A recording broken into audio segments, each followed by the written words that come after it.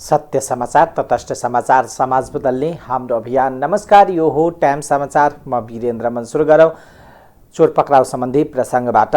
जनकपुरमा तालचा फोरेर घरमा चोरी गरेको आरोपमा एकजना चोर पक्राउ परेका छन्। पक्राउ पर्नेमा जनकपुर धाम उपमहानगरपालिका वार्ड नम्बर 8 बस्ने 20 वर्षीय मोहम्मद नियामत दर्जी रहेका छन्। गत जेठ 7 गते मध्यरातको समयमा उनले स्थानीय रामेश्वर चौधरीको घरमा ढोकाहरूको ताल्चो फोरेर सरसामान चोरी गरेको आरोप छ। उनलाई चौधरीको घरबाट चोरी गरेको सरसामान सहित प्रहरीले पक्राउ गरेको छ। चौधरीको घरबाट ल्यापटप थान 3, स्यामसुङ कम्पनीको ट्याब 1 थान, एमआई कम्पनीको मोबाइल 1 थान, नगद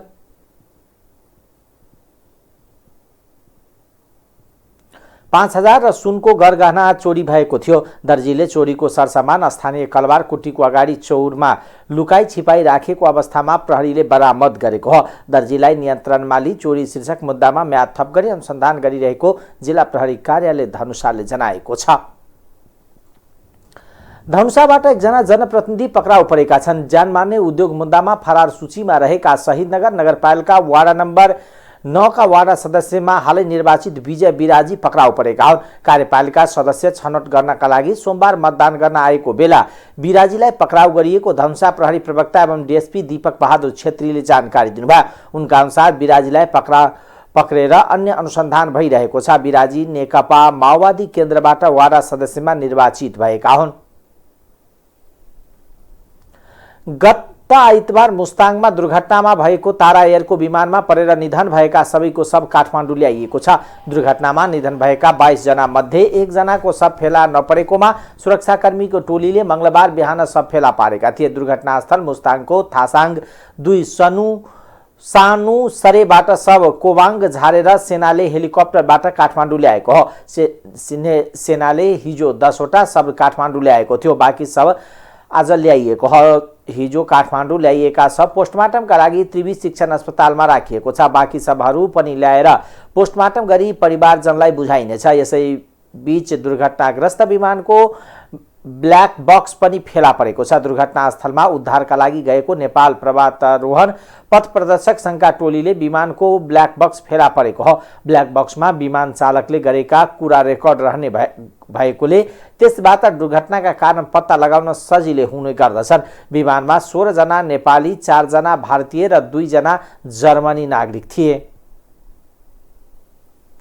सत्तारूढ प्रमुख घटक नेपाली कांग्रेसका नेता डाक्टर मृदङ्ग रिजालले सरकारले ल्याएको आउँदो आर्थिक वर्षको बजेट मूल दिशा ठीक रहेको बताउनु भएको छ। मंगलबार प्रतिनिधि सभा बैठकमा सरकारले प्रस्तुत गरेको आउँदो आर्थिक वर्षको बजेटमाथि छलफलमा भाग लिँदै नेता रिजालले एमालेका उपाध्यक्ष एवं पूर्व अर्थमन्त्री विष्णु पौडेललाई यस्तो जवाब दिनुभएको हो। रिजालले ठिक प्राथमिकतालाई समेटेर बजेट ल्याएको भन्दै अर्थमन्त्री जनार्दन शर्मालाई धन्यवाद समेत व्यक्त गर्नुभयो।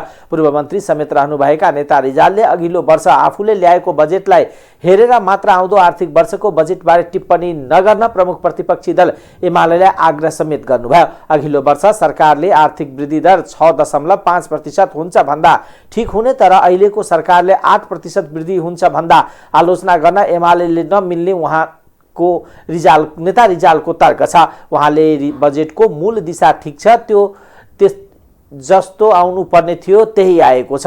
अर्थमन्त्रीले ठिक प्राथमिकतालाई समेटेर बजेट ल्याउनु भएको छ। पोहोर साल उहाँ विष्णु पौडेलले बजेटको विवरण संसदमा होइन संसद बाहिर प्रस्तुत गर्दा बोलेका कुरा सम्झिएर प्रस्तुत गरेको भए कति राम्रो हुने थियो। उहाँले त्यसबेला 6.5%ले वृद्धि हुन्छ भन्नुभएको थियो। कोभिड थलिएको थियो भने देश खोप लगाउन सुरु पनि गरिएको थिएन। 8% भन्दा उहाँलाई अचम्म जस्तो लाग्यो। मैले यस्तो भन्छु, भूमिका बदलिएको छ। नेता रिजालले एमालेको प्रमुख सत्ता पक्षबाट प्रतिपक्षमा बदलिएको, तर बजेट प्राथमिकता भने नबदलिएको बताउनु भयो। यसअघि नेकपा एमालेका उपाध्यक्ष विष्णु पौडेलले सरकारले 79-80 का लागि ल्याएको बजेट सत्तारूढ दलका चुनावी घोषणा पत्र जस्तै भएको बताउनु भएको थियो।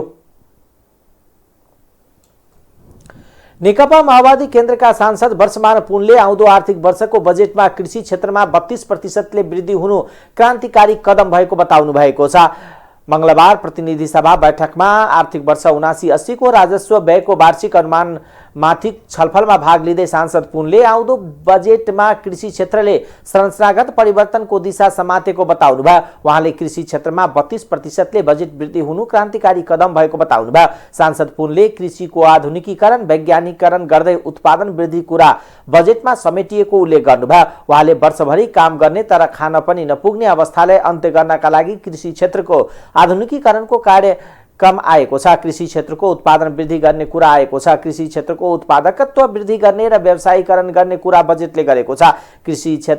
कृषिमा 32%ले बजेट वृद्धि आफैमा एउटा क्रान्तिकारी कदम नै हो। उहाँले कृषि क्षेत्रको उत्पादकत्व वृद्धि गर्ने र व्यवसायीकरण गर्दै त्यसको नेतृत्व गर्ने जिम्मासँग प्रदेश र स्थानीय तहलाई दिने कुरा नयाँ विषय भएको बताउनुभयो। प्रमुख प्रतिपक्षी दल नेकपा एमालेका सचिव योगेश भट्टराईले कमिसन नआउने भएर शिक्षा र स्वास्थ्य क्षेत्रको बजेट कटौती गरेको हो भन्ने अर्थमन्त्री जनार्दन शर्मालाई प्रश्न गर्नुभएको छ।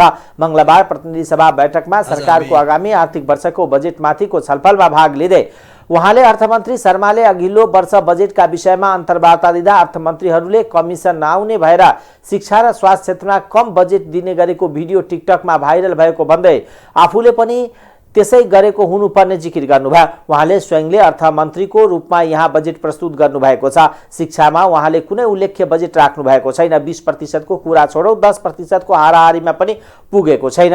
स्वास्थ्यको स्थिति हेर्ने हो भने गएको वर्षभन्दा बजेट घटाइएको छ। अब म अर्थमन्त्रीजीलाई नै सोध्न चाहन्छु के साँच्चीकै कमिसन आउने भएर शिक्षा स्वास्थ्य जस्तो क्षेत्रमा बजेट कटौती गर्नुभएको हो त? भट्टराईले भन्नुभयो।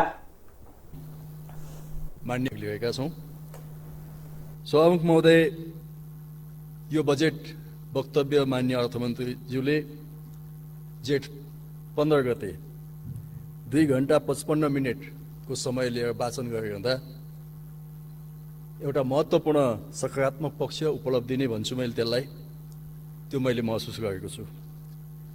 त्यो के हो भने यसपटक मान्य अर्थमन्त्रीज्यूले यो बजेट प्रस्तुत गरिरहँदा मान्य अर्थमन्त्रीज्यूले बोक्नु भएको बजेट वक्तव्यको ब्रिफकेस तोडफोड भएन। संसदमा मान्य सदस्यहरू बस्ने कुर्सी भाँचिएन, संसदका माइकहरू भाँचिएनन् र शान्तपूर्वक मान्य अर्थमन्त्रीज्यूले 2 घण्टा 55 मिनट पढ्न पाउनुभयो। सायद हाम्रो लोकतन्त्र, हाम्रो संवैधानिक प्रक्रिया परिपक्व हुँदै जाँदैछ। हामी उत्तेजना आवेशबाट संयमता र धैर्यतातिर जाँदैछौँ। त्यस अर्थमा म खुसी व्यक्त गर्न चाहन्छु। सभामुख महोदय, यो बजेटको प्राथमिकताहरू, यो बजेटको गन्तव्य कता हो भन्ने कुरा हामीले प्रश्न उठाइरहेका छौँ। कतै कतै यो बजेट हेर्दा लेसेसफेयरको गन्ध आउँछ, कतै कतै यो बजेट हेर्दा 70-80 दशकतिरको माओ सेतुङको गन्ध आउँछ, कतै कतै यो बजेट हेर्दा अलिअलि मार्क्सको पनि गन्ध आउँछ। यो बजेट वास्तवमा के हो? मेरो विचारमा यो चौबाटोमा उभिएको छ। कता जाने यसले गन्तव्य निश्चित गरेको छैन। त्यसको अर्थ यो कता पनि जाँदैन, यो त्यहीँ बस्छ र यो अल्मलिएर बस्छ। यसले कुनै गन्तव्य लिनेवाला छैन र मुलुकलाई कुनै हित हुनेवाला छैन। सभामुख महोदय, मैले बुझेको समाजको सामाजिक रूपान्तरण, सामाजिक विभेदहरू, आर्थिक विभेदहरूलाई अन्त्य गर्ने कुरा मूलत त्यहाँको त्यो समाजका उत्पादक शक्तिहरूको विकास र त्यो उत्पादन साधनहरूको न्यायोचित वितरण र उत्पादन साधनहरूको अधिकतम उपयोग गर्दै विद्यमान आर्थिक र सामाजिक असमानताहरूलाई अन्त्य गर्ने र एउटा न्यायमूलक र समतामूलक समाज निर्माण गर्ने सायद हाम्रो गन्तव्य यो हो। र यसले, यो बजेटले हाम्रो नेपाली समाजमा रहेका उत्पादक शक्तिहरूको विकास गर्ने कुरामा र उत्पादनका साधनहरूको अधिकतम प्रयोग गर्ने कुरामा यसले कुनै ध्यान दिएको छैन। त्यस अर्थमा पनि यो बजेट जहाँको त्यहीँ बस्छ भनेर मैले यहाँ निवेदन गर्न खोजेको लिएका छौँ। सचिव भट्टराईले बजेट चौबाटोमा उभिएकोले यसले गन्तव्य पक्रेर अघि बढ्ने अवस्था नरहेको पनि पटक पटक दोहोर्याउनुभयो।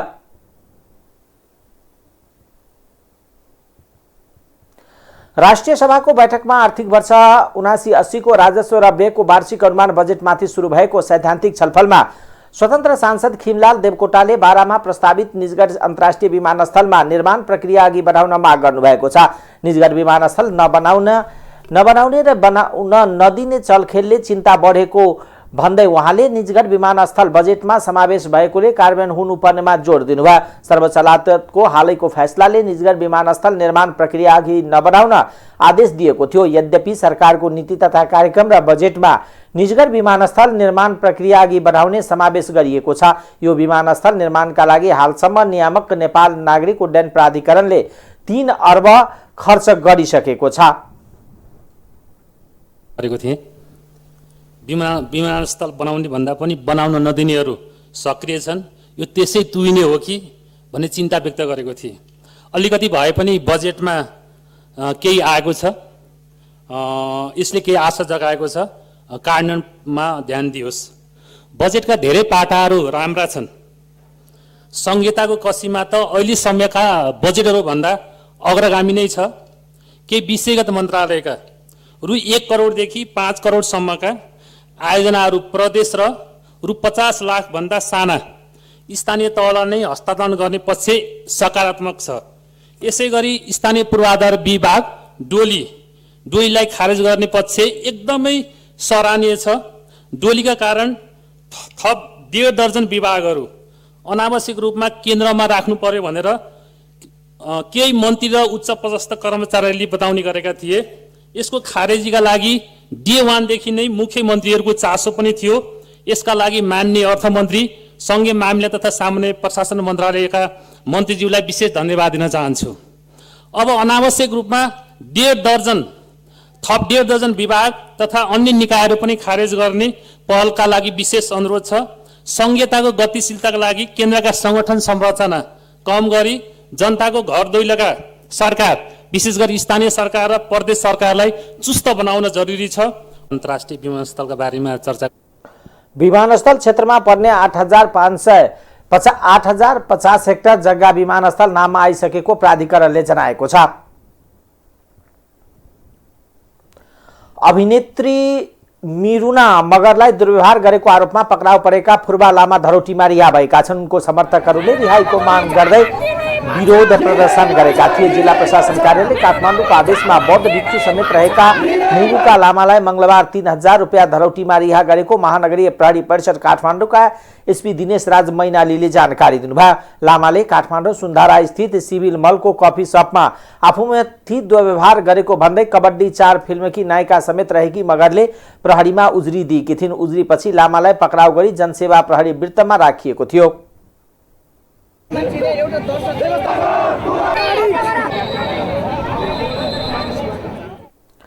अब आर्थिक समाचार।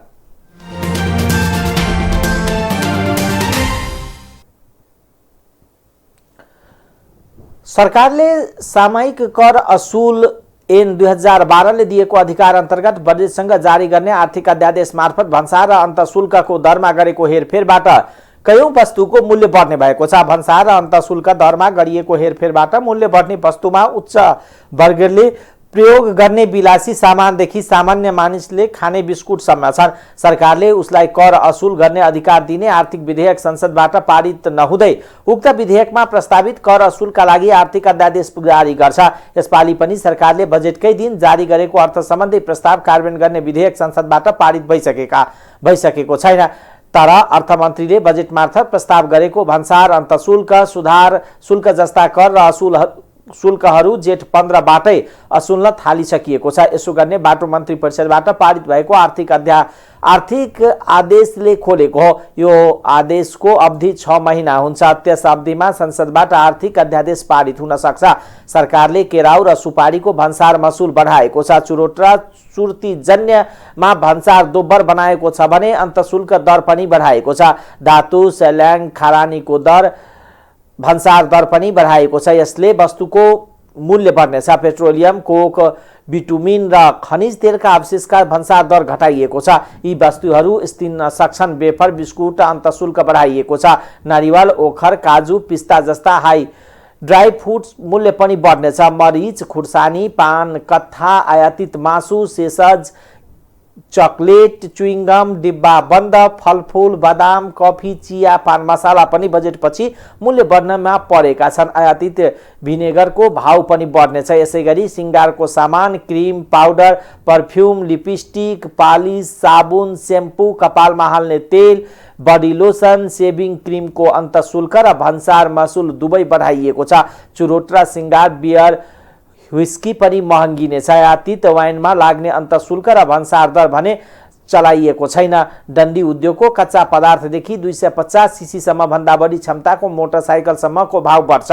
सरकारले 250 देखि 500 सीसीसम्म क्षमतामा मोटरसाइकल आयातमा लाग्ने अन्तशुल्क 60बाट 80% पुर्याएको छ। यो क्षमताका मोटरसाइकलको भन्सार मसुल पनि बढाइएको छ। यसअघि 30% रहेको भन्सार मसुल बढाएर 40% काम गरिएको छ। यसैगरी 100 देखि 200 किलोवाटसम्मको पिक आवरका विद्युत सवारीको भाव पनि बढ्नेछ। यी साधनमा लाग्ने भन्सार मसुल 15बाट 7% बढाएर 30% गरिएको छ। अहिले अन्तशुल्क नलाग्ने यी वाहनहरू 30% अन्तशुल्क लगाइएको छ। त्यसैगरी 200 देखि 300 किलोवाटसम्मको पिक आवरका विद्युत गाडीको भन्सार मसुल 30बाट 45% काम गरिएको छ।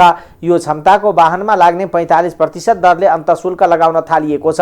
300 किलोवाट भन्दा बढी पिकअप पावर भएका विद्युत सवारी साधनमा लाग्ने भन्सार दर 40बाट बढाएर 60% काम गरिएको छ। यसअघि नलाग्ने अन्तशुल्क अब 60% को दरले लाग्न थालेको छ। त्यसैगरी फलामे डन्डी उत्पादनमा प्रयोग हुने बिलेटमा लाग्ने अन्तशुल्क बढाइएकोले डन्डीको भाव माथि उक्लिनेछ।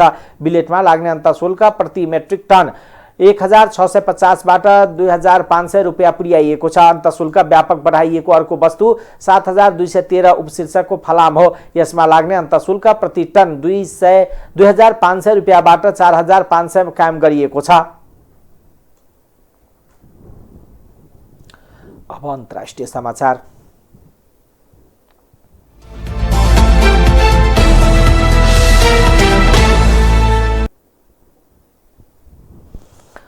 अफ्रिकी देश सानमा रहेको एउटा सुन खानीमा कार्यरत कामदारबीच झडप हुँदा कम्तीमा 100 जनाको ज्यान गएको छ। लिबियाको सिमाना नजिक रहेको कोरी गौदीमा रहेको सुन खानीमा कार्यरत कामदारबीचको विवाद बढेर झडपको रूप लिँदा कम्तीमा पनि 100 जनाको ज्यान गएको र 40 जना घाइते भएको बीबीसीले जनाएको छ। मरियटन र लिबियालीहरू बीच भएको झडपको कारणबारे अनुसन्धान भइरहेको चाडका रक्षा मन्त्री जनरल दाउद आया ब्राहिमले बताउनु भएको छ। त्यस क्षेत्रमा सुनको खोजी गर्ने चाड र छिमेकी देशहरूबाट आएको खानी कामदारहरू बीच पटक पटक तनाव र झडप हुने गरेको छ। चाडको रक्षा मन्त्रालयले अर्को सूचना जारी नभएसम्मका लागि कोडीमा रहेको सबै सुन खानीमा उत्खननको कार्य स्थगित गरेको छ। कोडी क्षेत्रमा सञ्चालनमा रहेको धेरैजसो सुन खानी अवैध रूपमा सञ्चालित रहेको बीबीसीले जनाएको छ। युरोपेली संघ EUका नेताहरू रुसबाट 90% तेल आयात रोक्न सहमत भएका छन्। बेल्जियमको ब्रासलेसमा बसेको EUको नेताहरू बैठकमा रुसी तेल कटौतीमा सैद्धान्तिक सहमति भएको हो। हंगेरीको असहमतिका कारण पूर्ण प्रतिबन्ध लगाउने विषयमा लामो छलफल भएको थियो। सहमति अनुसार अब यो वर्षको अन्त्यसम्ममा EUले झन्डै 90% रुसी तेल आयातलाई कटौती गर्नेछ। 3 महिना अगाडि युक्रेनमा रुसले आक्रमण गरेपछि EUको तर्फबाट यो सबैभन्दा ठूलो निर्णय मानिएको बीबीसीले उल्लेख गरेको छ। युरोपेली काउन्सिलका प्रमुख चार्ल्स मिसेलले ट्वीट गरी तेल कटौती को सहमति बारे जानकारी दिनुभएको छ। यसबाट रुसलाई युद्ध रोक्न दबाव पुग्ने उहाँको भनाइ छ। रुसी तेल आयातमा प्रतिबन्धको प्रस्ताव सुरुमा 1 महिना अघि युरोपेली काउन्सिलले गरेको थियो। अब खेलकुद समाचार।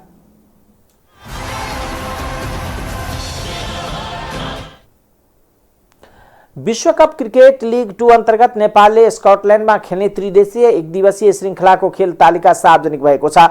अन्तर्राष्ट्रिय क्रिकेट परिषद ICCले नेपाल, स्कटल्यान्ड र नाम्बिया बीच हुने श्रृङ्खलाको तालिका सार्वजनिक गरेको हो। सार्वजनिक खेल तालिका अनुसार नेपालले पहिलो खेलमा नाम्बियासँग जुलाई 11 मा खेल्नेछ। त्यस्तै नेपालले दोस्रो खेल स्कटल्यान्डसँग जुलाई 13 मा खेल्नेछन्। नेपालले तेस्रो खेल नाम्बियासँग जुलाई 16 र अन्तिम खेल स्कटल्यान्डसँग जुलाई 17 मा खेल्नेछ। लिग 2 को अङ्क तालिकामा नेपाल 6औं स्थानमा छ। नेपालले अहिलेसम्म खेलेको 12 खेल मध्ये 6 जित र 6 मा हार बेहोरेको छ। लिग 2 अन्तर्गतकै सिरिजका लागि नेपाली राष्ट्रिय पुरुष टोली अमेरिकामा छ। टाइम्स समाचार अहिलेको लागि यति नै। हेर्दै गर्नुहोला टाइम्स टेलिभिजन। नमस्कार।